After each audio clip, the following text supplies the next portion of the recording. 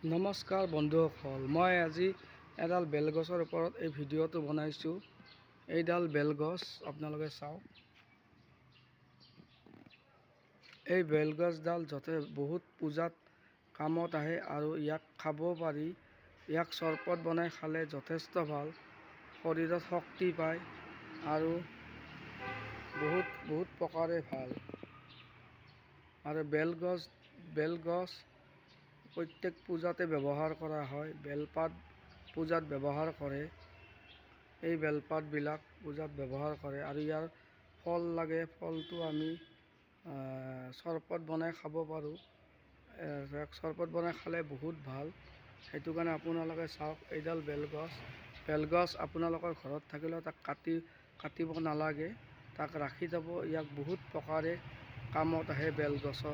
বেলগছ এইডাল বেলগছ।